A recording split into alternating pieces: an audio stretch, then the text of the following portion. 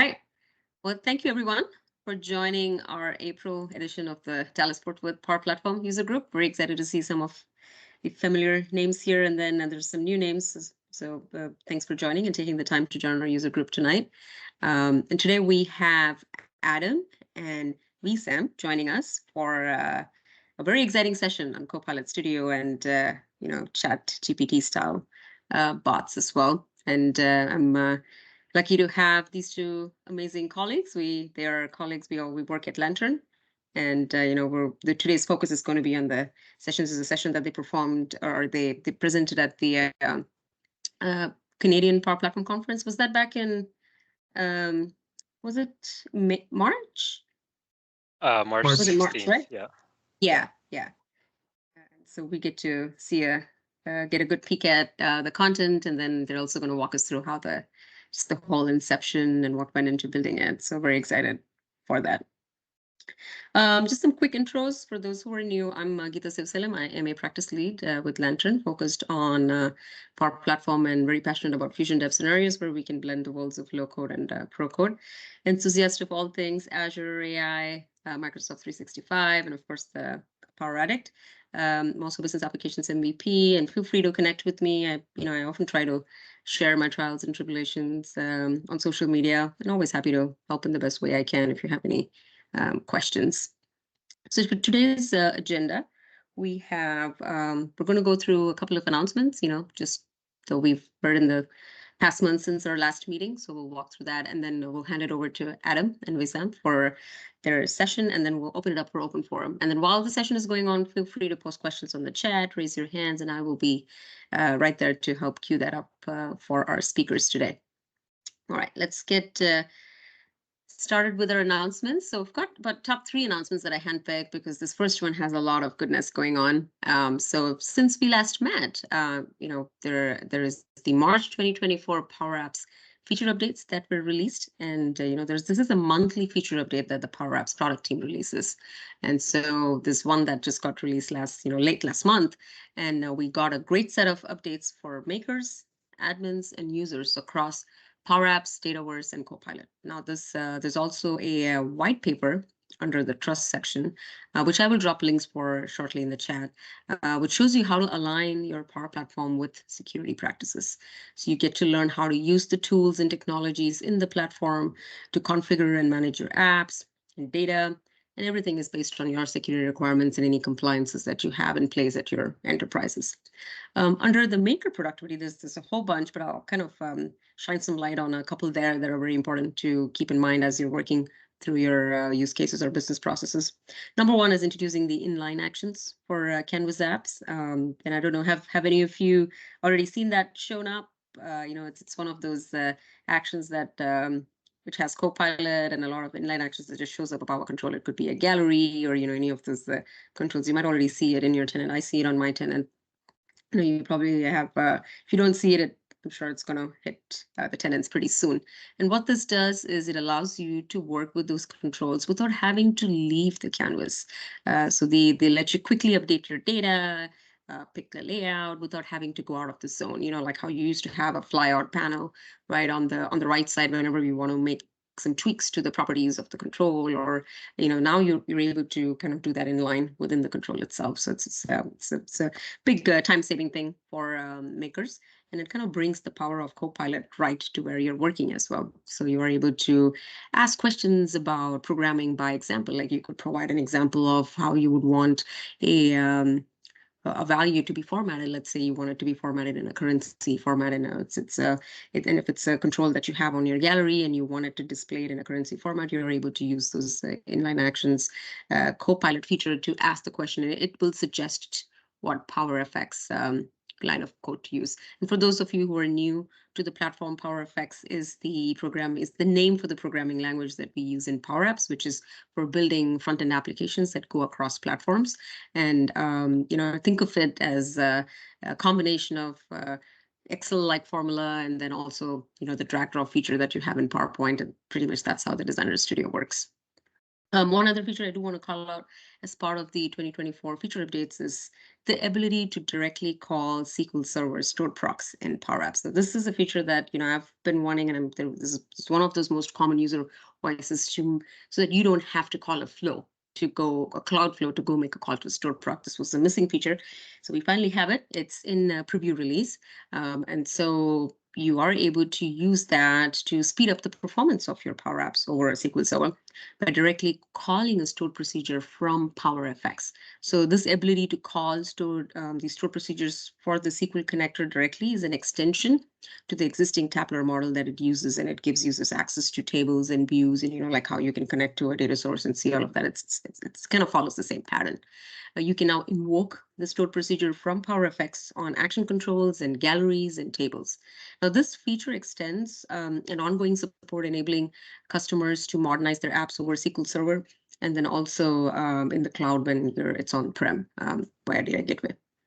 Another feature I want to highlight is the general availability of built-in Dataverse offline for Canvas apps. Now, if you have applications where you are using Dataverse, especially their offline Canvas apps, then right now recently, I think it was just a couple of days back or maybe last week, where they announced the general availability of mobile offline support for Canvas apps on iOS, Android, and Windows devices. Now, with the flip of a switch, your app can now work with Dataverse data wherever you are without needing a network connection. So it's a very seamless experience if you want to check that out. And then this is another one of my favorite features that got released, which is the PowerFX JSON function flatten value option.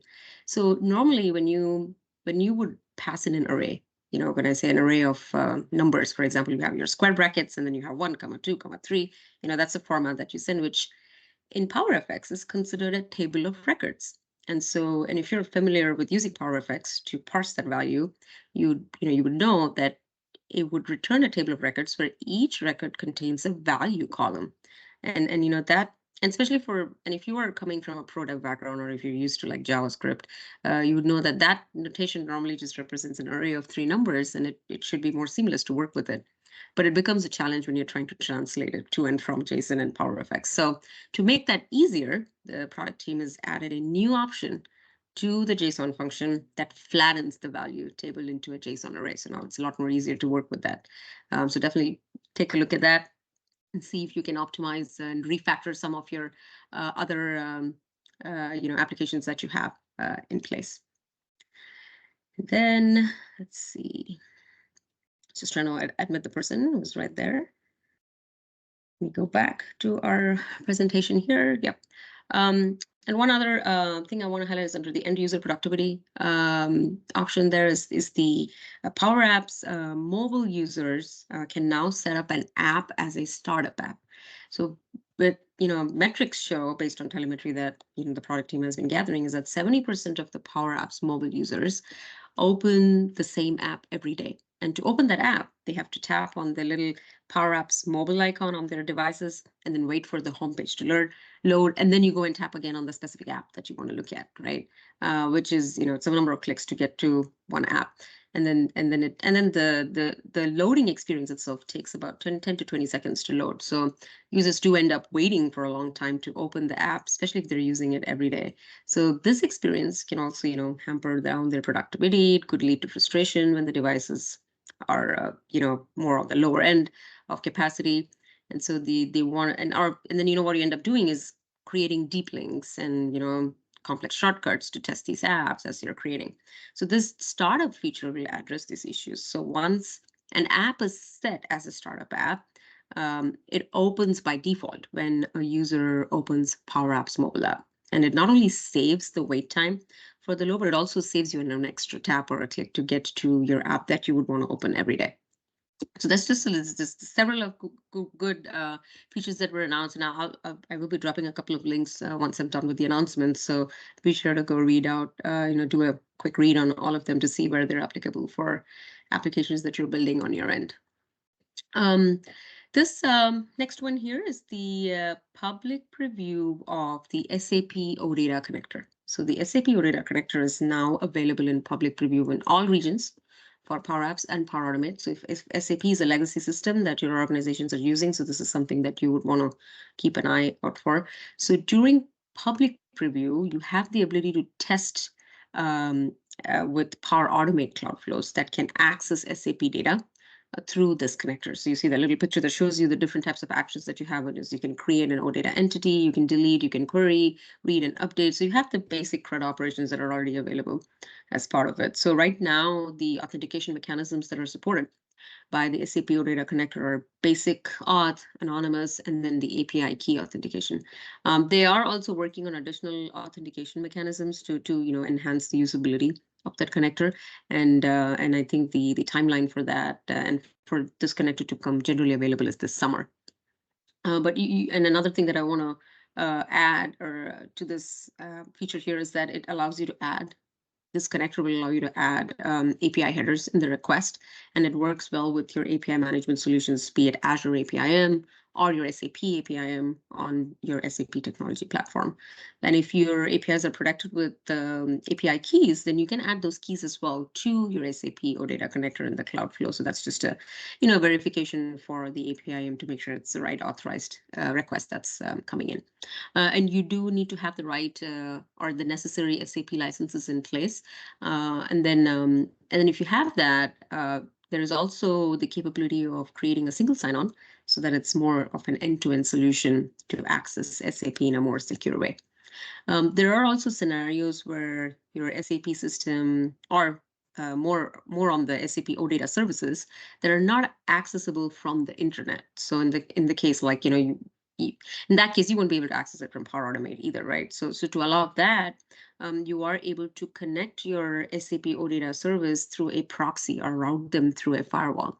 And so you do have the option of having an on-premise data gateway that you can install and use it in your Power Automate tenant and then or your Power Platform tenant and have that as a way to connect. So this definitely makes things a lot easier because we've had a customer that we've worked for building a custom connector because at the time there was no OData connector available, and so we had to build a custom connector and go through the whole wrapper and building everything from scratch. But now you have an out-of-the-box wrapped connector available for you to use, and it should span across multiple products within SAP.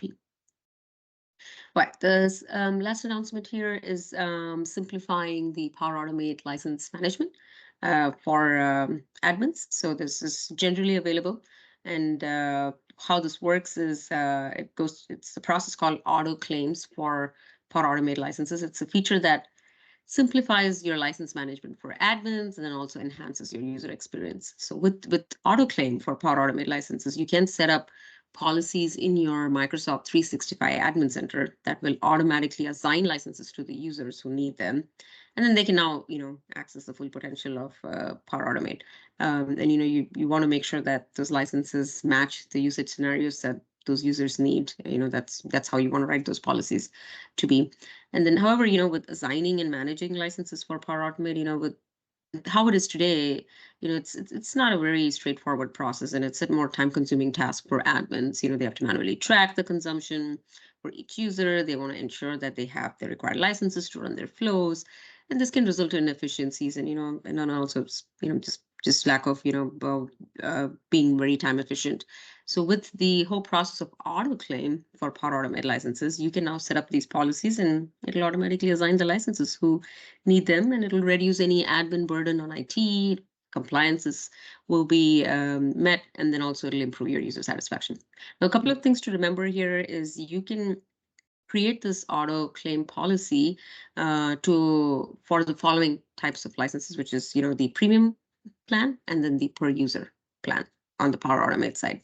And then the scenarios that you can apply the auto claim policy is if the user triggers or saves or turns on a premium flow or a standard flow as part of your managed environments, or if the user requests a Power Automate user-based license. So these are some scenarios where you can have those policies kick off. Next up is events. I did want to highlight recently there was the announcement about the Power Platform Community Conference. This used to be called the Microsoft Power Platform Conference. They've renamed that to be the Power Platform Community Conference. This is happening in September. in Vegas, and this happened last year as well. This is a conference that's sponsored by Microsoft, but it's focused on Power Platform, right? You have a bunch of tracks covering a variety of tools within the platform. There's a call for speakers as well, which I think that one's done last week. But they do have workshops. I think the workshop days are on the 16th, 17th, and 21st, and then the actual sessions are on 18 and 20. So this is definitely something that you can register and get the best value out of, and meet your peers, network, and understand how other organizations are leveraging the platform, and also a good way to make some connections with the Microsoft teams, ask questions, and share your thoughts. So definitely take a look at that link, which I will be dropping shortly. All right, I will take a pause there and see. Okay, let me kick it off for Adam and Wisam, and then we will get going on the questions. So it's all yours. Go, and I'm very excited to see what you guys have gotten to share. And feel free to start your screen share. And then anybody has any questions, please drop it in the chat or raise your hands. We can always pause for a minute and ask the questions, or I can queue them up until the end and we can get them going. Thank you very much, Geetha. All right, so our session is Unleashing AI for Intelligent Interactions using Copilot Studio. We're trying to come up with a good name for this session, and we ended up using ChatGPT, and this is what came out of it. It's quite lengthy of a title. My name's Tobias. Definitely directionally challenged. We'll save that for another day. There's a story behind that. Father of 2 hyperactive boys and a toy collector, or my wife would say a hoarder.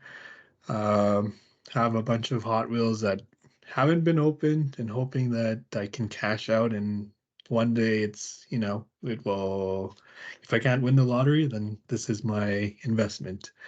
Currently going through a binge watching anime phase. So if you have any anime shows you want to recommend, definitely drop it in, and I'll add it to my watch list. I'll pass it on to Wissam.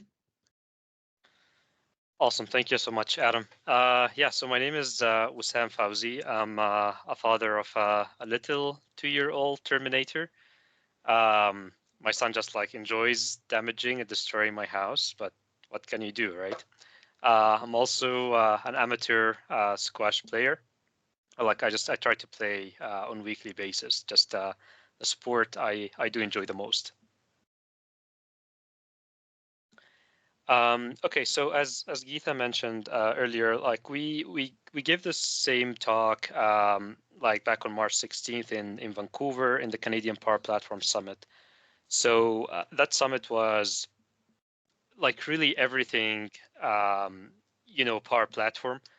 You would find someone talking about it there. There was a bunch of speakers, MVPs from really just all over the world. We had obviously people from Canada, from the US, from New Zealand, Australia, Germany. It was it was just like a great collection of of people there.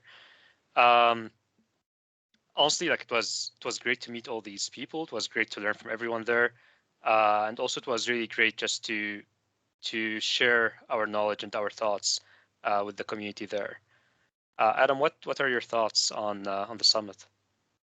Yeah, I would say it was a great experience, just connecting. I think over past year or so, we all probably have gone through that Teams or Zoom fatigue. So having to go back into the rhythm of in person was a great experience. And I'll pass it to Wissam to go through our journey for our solution. Thanks, Adam. Yeah, so what you see here is really a timeline of some events that we think are important, related to whether Copilot Studio or Copilot or just evolving of AI. So if you remember back in December 2019, that was when Power Virtual Agent officially launched. Then November of 2022, we call it AI emergence. It's really just a dramatic way of describing what happened when OpenAI released ChatGPT and just like the craziness we saw at that time. Everyone just wants to get their hand on the product, and just the fear of missing out, yeah, was real at the time. And then September 2023, this is when we started like an earlier, like let's say like a starter version of the bot that we're going to show you today. It was, I would say, basic, like it was pulling mainly from SharePoint data sources. Then November 2023, this is when Microsoft released Copilot for M365, and also when they added all these AI features to Power Virtual Agent and rebranded Power Virtual Agent to Copilot Studio. Then December 2023, we put more effort in our bot, and actually this is when Adam like joined the project, and we expanded the bot to pull from external data sources.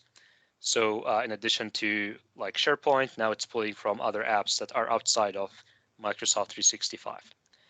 And then Jan 2024 is actually when Microsoft removed the 300 seat requirement for Microsoft or M365 Copilot.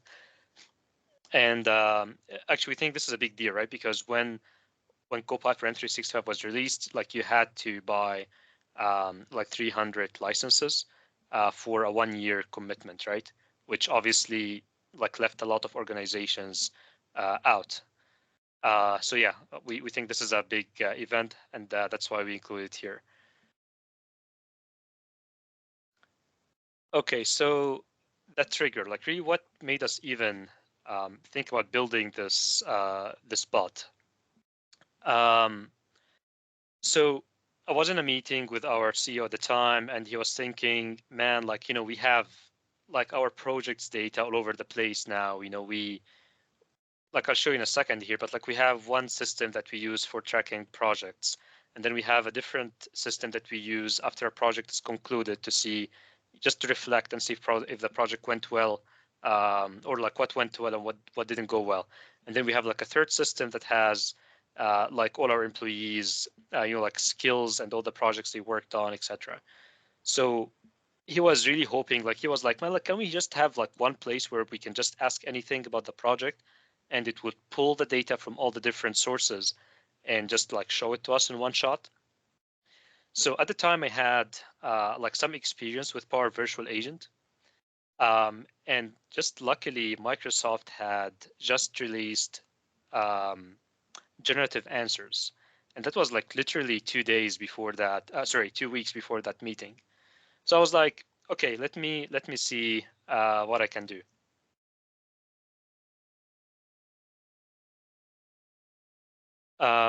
Okay, so let's just quickly explain how things move together, like how things communicate with each other, like the pilot, the Copilot, all the way to the data sources. And then Adam like will dive deeper and just explain the details.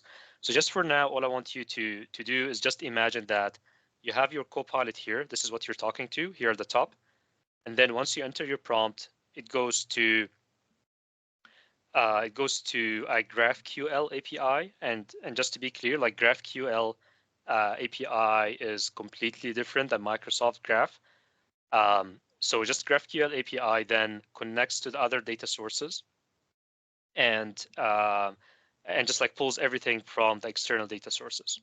So just this is all I want you to just remember for now. Like you have your bot here, you enter your prompt, it goes to GraphQL, and then GraphQL goes to the data sources, pulls the data, and then responds back to you. Now Adam will dive deeper and explain the exact communication between the different parts. Yeah, so we have our authenticated users on the left, and they're the ones that communicate or interact with our bot that's created using Copilot Studio. And then the Copilot Studio, how we've handled that is we originally, as mentioned, had it set up for SharePoint, a SharePoint site called Guides, and Guides is like our HR, payroll, admin kind of site that contains that kind of content. And then it was later evolved for future enhancements to connect to our what we're calling internal applications in de facto. De facto is part of Lantern, and these applications are things related to like knowledge base or lessons learned, things that make us become more efficient in knowing who are the team members in our departments or practices. And so rather than having to query each and every one of these data sources or applications, we put that in connection to Copilot using plugin actions. And the plugin actions are calling a Power Automate flow that calls GraphQL API.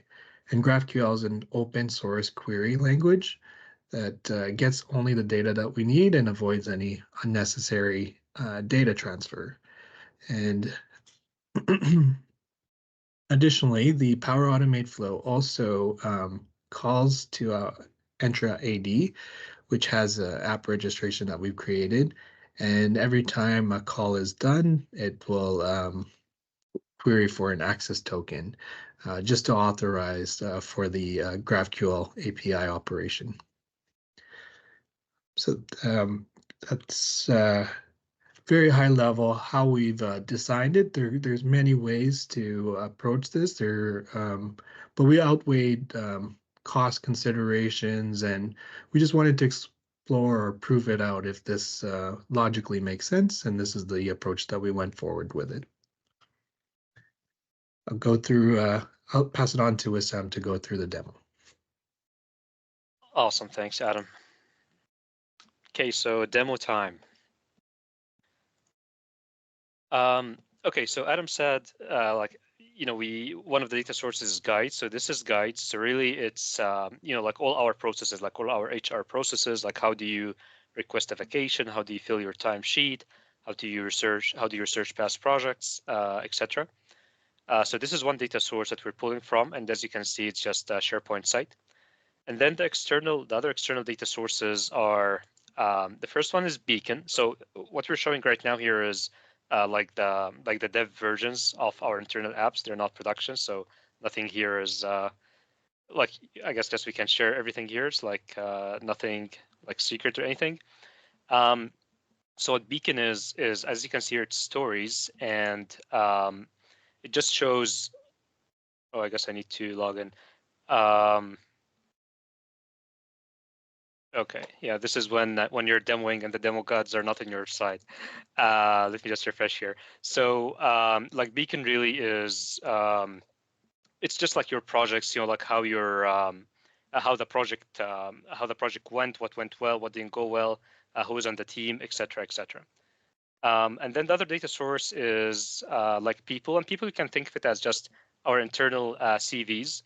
So like, as you can see here, like my name, my title, a bio, my skills, some of the projects or some of my recent projects, etc.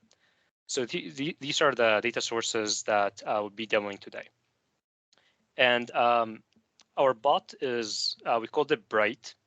So the first use case we'll show here is, let's say someone who just joined the company, and really I don't know like much about the processes, or you know where I would even find what I'm looking for.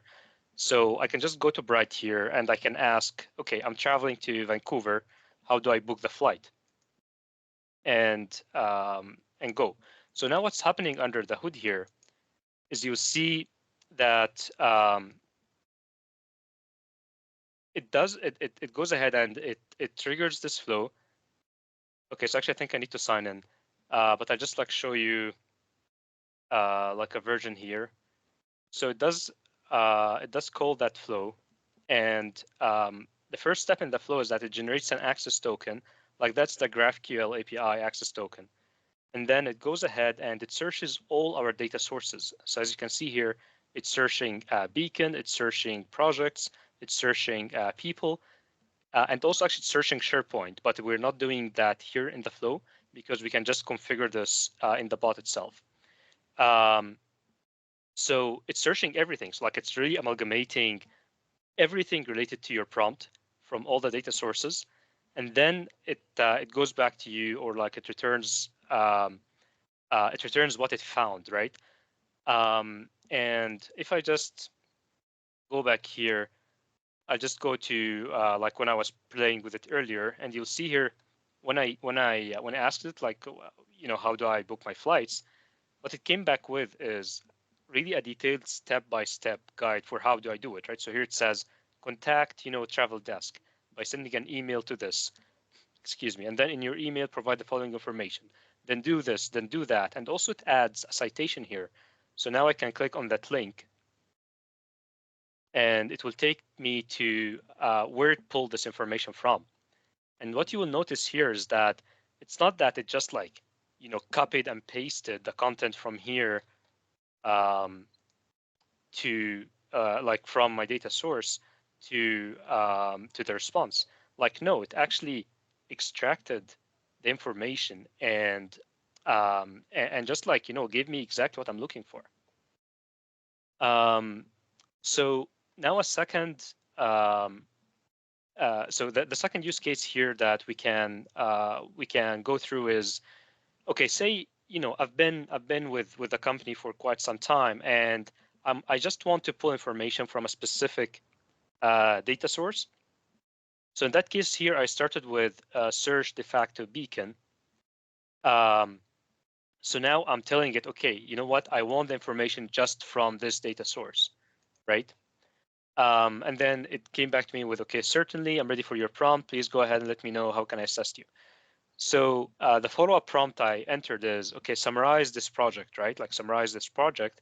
And here also what you will see is it also went ahead to the project and it came back to me with like a summary of that project is about. And again, there's a citation. And if you click on it, like you see here, when I hover, like it goes straight to the story for this project. And the one thing also I want to show here is, again, under the hood, now we're calling a different flow. Like you'll see here, the first one, like in the first use case was searching all the data sources. In that second flow that we're calling, this one just goes to the data source you specified. So you'll notice that again, step one is generating an access token. And then step two, you see here, it just went to beacon, right? Like it didn't go to any of my other data sources. So once it pulls the data from the data source, what it does with that is it generates an array of JSON objects, and I'll try to show it here. I know it will look really ugly, but I wanted to show you. I want to show you what goes back to Copilot. So Copilot expects a JSON object that has like two mandatory keys and one optional key. So the two mandatory keys are content location and content. So content location is the URL that it uses for citation. So this guy is this guy. So just the link, right? And the other mandatory key is content. So, okay, like what should I actually use to answer this person? Like now he's asking me about something. What should I use to, to get the information from? So, so this is what you have to pass back. The third optional key is if instead of, you see here, when it cites a data source, it puts like 1 or 2 or 3. If I wanted to replace this with some other text, like for example, click here, then I could add that third key to my JSON object and just put whatever value I want to show instead of 1 and 2 and 3. So that's it for the demo. Now I'll like pass it back to Adam to dig deeper into the configuration of all of this. Yeah, thanks, Wisam. Switch over. All right, so now that we showed you how we're doing it we've shown the Power Automate side of things where we're using the search like the across the board. And then if you know which data source you want to target, we have a separate flow, which is the refined search. And this was done in being conscious of how many calls we're handling.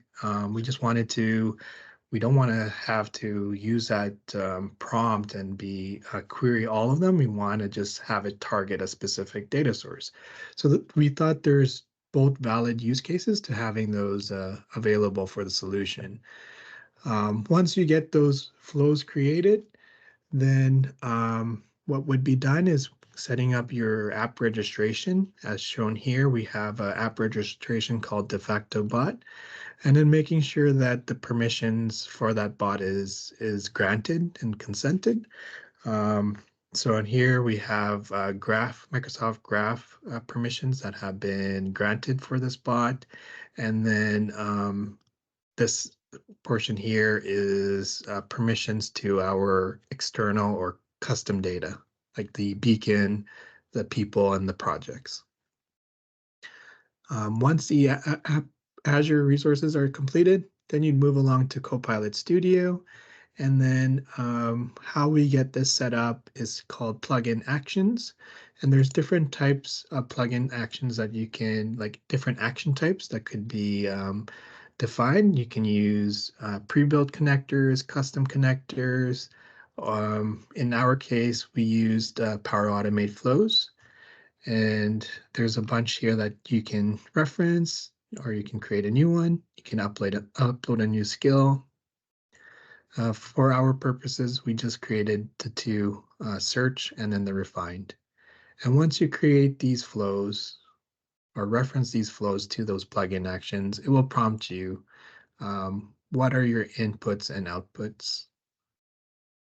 So you can provide a description about what the plugin action is doing, and then what is the inputs that are required. In our case, we're just passing the prompt over to Power Automate Flow, and then Power Automate Flow will do some manipulation of data. In this case, this plugin action is doing a content retrieval. We're not doing any content creation or any updates. We just want to search and give us what we want. And that's the output. So that's very basic on how plugin actions are created. A lot of the heavy lifting is done through the Power Automate side. And I'll just show really quick here. So once you get that all set up, we then put it into conversation boosting for our bot. And here we have we specify that plugin action to be used. We pass the prompt, we define this flow, and then we return the response. We do a bunch of parsing to make sure that the data is formatted in the way that we want it to be, so that it can be interpreted correctly when we get to the generative answers action. And here is where we specify our data source is of SharePoint and the custom data, which is beacon, projects, and anything that's returned from Power Automate, basically. That's it that's how the magic behind under the hood works. I'll pass it on to Wisam to go through what's our next steps. Let me switch over. We do have a question on the chat if you have the time for it. I think there was a question. Tracy, did you want to unmute and ask the question around the JSON parsing? Yes. Can you hear me? Yep. Okay. Yeah. So he said you do a lot of parsing. I was just making sure you were speaking about JSON parsing. Is that correct? Yeah. Okay. Perfect. Yeah, we because of how well our external data sources are in Cosmos DB, but in our case we are connecting or querying using GraphQL, and it returns a lot of data that is unnecessary for us, and we wanted to make sure that it's formatted in the way that Copilot Studio wants the data to be returned as for custom data. And so we wanted to make sure that it's formatted in content location, and title. So hope that answers that question. Yeah, so I'll pass this on to Wissam for next steps. Awesome. Yeah. So yeah, where can we go from there? So one possibility is we can just expand So right now, like our organization has invested into Copilot for Microsoft 365. So we can actually extend it so that it uses the flows we built for Bright to pull data from the external data sources or like the internal apps that we use. So this could be one use case, and also like looks like this is where we're heading next. Okay, so what did we learn from? What did we learn from all of this? So, like really one interesting finding that we we faced is, and that was really early days of generative answers. So when you read the documentation, like Microsoft says, generative answers should be able to answer, or should be able to pull data from any Word documents, PDF documents, or aspects pages, like just SharePoint pages. But I remember I couldn't get it to work for aspects pages. Like I would ask it a question that's clearly an aspects page, and I have this I have the site hosting this page as a data source, and just it wouldn't answer. So one workaround I found was, okay, if I save that aspects page as a PDF and then I upload it to a SharePoint library, then when I ask the bot, it can actually answer me. But the interesting part is, like when it answers, it adds this citation, right? Like it tells you where it got the information from. So when you click on the link, it doesn't take you to the PDF where it pulled the information from. It actually takes you to the original aspects pages or aspects page that you saved as a PDF. And that was really that was crazy. I didn't know why it was working this way, but I have like a theory that is, like when you save an aspects page as a PDF, actually out of the box, there's like a checkbox that tells you, like include the source in the footer, something like that. And actually it's usually just checked off by default. So when you have the PDF in the footer, it has the link of the actual aspects page where it got the information from. So my theory here is Copilot is just smart enough to know that, okay, the PDF is not the actual data source. It's actually that aspects page. So this is where I will take the user. Yeah, so that was just like a really interesting finding. And just to be clear, like this bug, I no longer see it right now. So most likely, it's like Microsoft resolved it. I don't know, maybe like a month or so after the release of generative answers. What about you, Adam? What did you learn from this experience? Yeah, for myself, we were playing around with images to be displayed when the bot sends back a response to the user. It was working fine for the Teams Classic, but when we switched over to Teams V2, we noticed that the image was not rendering at all. It would show like a blank adaptive card. So we put this as an unresolved bug because we have not seen any improvements since then. So it's an ongoing issue. Just some things to be aware of is just making sure that the payload that you're returning, because sometimes we think that the term, like for example in our demo, summarize this GPT engineering project by the name of the client, but then we notice that it's supposed to be there. We see that the data that's being passed from Power Automate is correct. However, it's returning blank in Copilot.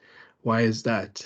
It could be because it just doesn't have that context, additional context to determine that it's a match for the prompt that's being asked.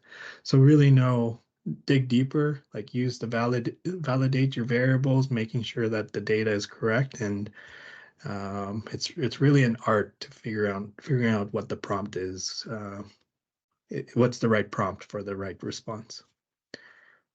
So just kind of troubleshooting, and then plugin actions is great because it allows you to extend the bot and allows you to be used for all of your Copilot bots across the organization. Maybe for now, in our case, we're using it for HR related, but who knows? It could be expanded for other Copilot use cases in our organization too. So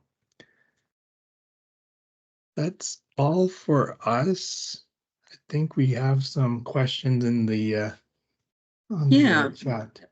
But I have to say, this is super amazing. It's so cool to see how you've connected the dots. Like, you're not limited to just, a single data source. You can bring in all your siloed data sources, and you can leverage some of these APIs and web services, and, anything that you would really want to encompass within your, what you call company data, and you're wanting to, tap into and bring that. And now you have this one spot where you could, ask a question about a variety of, because you said there's people information, there's project information, there's information from Beacon, there's also, data in SharePoint.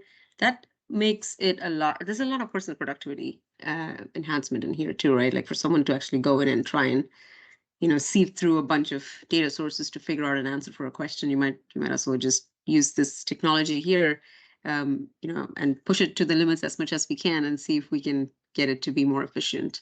We do have a couple of questions. I did want to ask though, well, what are the benefits of using GraphQL? Did you pick that because you're able to control you're able to control the data that you get, and then it just makes it a lot more easier to get exactly what you want, nothing more or nothing less? It was a decision that's been decided before us. It's a technology that's used in our software and development practice. And so this solution or project is kind of like a fusion development. Like it's modern workplace with software and SD&D, I guess, working together. How do you get this to work, that GraphQL, and our bread and butter is Power Automate, and we kind of work together to come up with a pretty cool solution. So for us, it's very high level, but I'm sure the folks in software development know how the pros and cons towards GraphQL. We have a couple of questions here. So let's see. We've got a question from Vinay. Did you want to come off mute and ask the question? Yeah, thank you so much. I think this is really good. So I'm new to this Copilot. Is it rebranded from PVA for virtual agents? Okay. And then I did some POC using Azure OpenAI.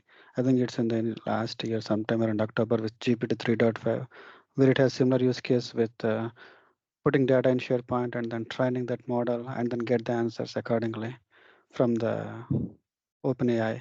But again, that involves a little bit cost. So my question, the long story short, is Copilot Studio is the lighter version of those model, but still has the same features of the GPT features? Wisam, you want to answer this one? For sure. So we actually considered Azure OpenAI. It's actually funny that you mentioned it, because if we would have used it, then we wouldn't even need any of the flows that you saw. Exactly. Yeah, exactly. But as you said, like one of the reasons we didn't go with it is the cost, because it's actually expensive to use. Yeah, it's versus, real expensive. Yeah. Yeah, exactly. Versus just versus just like calling the API for data source straight, right? So yeah, like it could have been an option. We could have used it, but we just opted for the more cost-friendly option. Okay, got it. So this way, right, you still can do the same kind of features, but it involves a lot of power automating and GraphQL and all other aspects, correct? Yeah, so whatever you can. So actually, one of the when you're building a Copilot, actually one of the out-of-the-box data sources is like Azure OpenAI. So actually, if you have something configured in Azure OpenAI, like say we pulled everything from Beacon, for example, and have it now in Azure OpenAI, then in Copilot Studio, we can just point Copilot Studio to like that instance in Azure OpenAI, and we're done. Like on the Copilot side of things, we're done really. So yeah, like it's an option for sure. Yeah, it's just a little bit more costly. This is where the whatever you did, it's just like you still have to pay for license, but it's not that costlier compared to everyone. Yeah, exactly. Like obviously, you still need to pay for like the Copilot Studio license. Yeah, that's there either way. But like we don't have to pay now for Azure OpenAI as well. It's more economical. Yeah. It's like going economy versus business class in a flight. Yeah. All right. Thank you. And I also look at, Copilot Studio as an orchestrator, right? You use that as an orchestrator. I mean, you can tell it what to do, what the trigger phrases need to be, and how it needs to react. But you still need to do your due diligence to figure out which service to leverage to call the right data sources, right? Like Wisam put it in the right way. Azure OpenAI is still an option. Those models can still be leveraged, but is that cost effective for you for your volume of data? Definitely, yeah. Yeah. Versus if you have a legacy APIM or an API web service that you built, could you just leverage a custom plugin to go utilize that? And I think that's a way to look at it as well. But yeah. It's Thank an you so interesting much. space, yeah. I think it's always interesting to hear how different organizations use Copilot Studio for, and this is a great example, and I love that you guys had the lessons learned in the end. There's several golden nuggets there. I think that's the best part, right? Where you can hear all your trials and tribulations and how you've overcome and things to keep in mind when everybody else gets started. We have a couple more questions here. So, Farizi, did you want to come off mute and ask? You Yes. had two questions. Thank Yeah. you. Yes, thanks guys for the presentation. Much appreciated.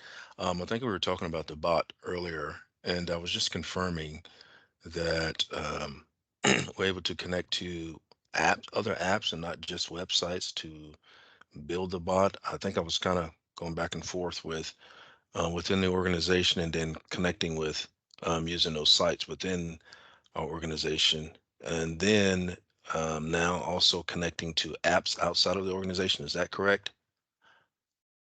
Absolutely. I can take this one, Adam. So just remember that what Copilot wants to work, or Copilot Studio, is just like an array of JSON, right? And there's just this array of JSON objects, and just like this JSON object has these two keys.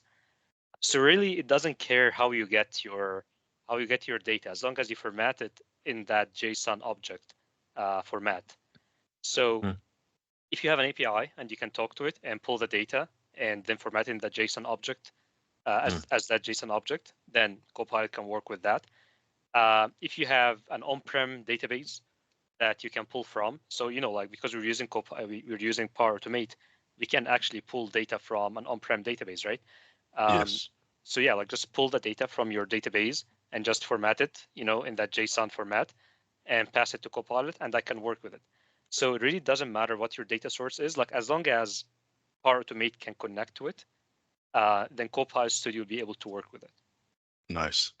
And I think my other question was, okay, so the bot will only return information that, the user goes in and searches based on permission levels. Is that right? Because I think I've came across something before with somebody asking about um, information being available to the user that they're not supposed to have, and upper management, so forth and so on. So if you can speak to that. Yeah, for sure. So when Adam was showing us the app registrations, he showed us how it's connecting to. So the app registration, there are two parts. It's actually connecting to another app registration for for all the internal apps. But then the other one is then actually connecting to the Graph API. So obviously, if you don't know what the Graph API is, it's just everything that you have access to, your. In our case, we're just using SharePoint. But really your emails, your Teams messages, anything any of this is part of the Graph API. But anyways, when you're configuring the permissions of the app registration on the Graph API, so Microsoft makes it very clear in the documentation that you have to use the delegated permission. So what delegated permissions means is the app will access what you, the user, have access to. So it actually works as if it's you, right? It's not Yes. going and using its own permissions. Perfect. Yeah. But just actually, and we just keep getting this question. I haven't yet tried, because okay, what if actually I don't? Yeah, what if I don't do it? I don't assign delegated permissions. What if I grant the app itself access to a Yes. site that I the regular Joe shouldn't have access to? Yes. then would everyone have access to these, confidential documents? Most Yes. likely, yes, but I haven't tried it, just to be honest. Thank you, guys. Thank you so much. Are there any other questions? Anyone, feel free to come off mute or drop it in the chat. We'll get that answered. Well, while we wait on that, I had just a quick question. I noticed that on the Teams bot that you had, right, you had emojis on the responses. Like, how was that coming in? Is that part of your Copilot Studio Yeah. topics? Okay. Yeah, in our Copilot Studio, we have the generative answers action. And in the generative answers action, we have custom instructions defined where we encourage to use emojis in the response. There's trade-offs to this. So let's say if you're asking something that is, there would be some sarcasm, and then do you want emojis to be there or whatnot, right? So yeah. I mean, it kind of adds a natural element to the conversation, right? I mean, those are some things that make you feel like there's some naturalness to this process. Yeah, I noticed that and I was like, oh, that's a pretty good idea to make it very very natural for sure. But thank you so much to the both of you for taking the time to come and share your knowledge and the session with our user group here tonight.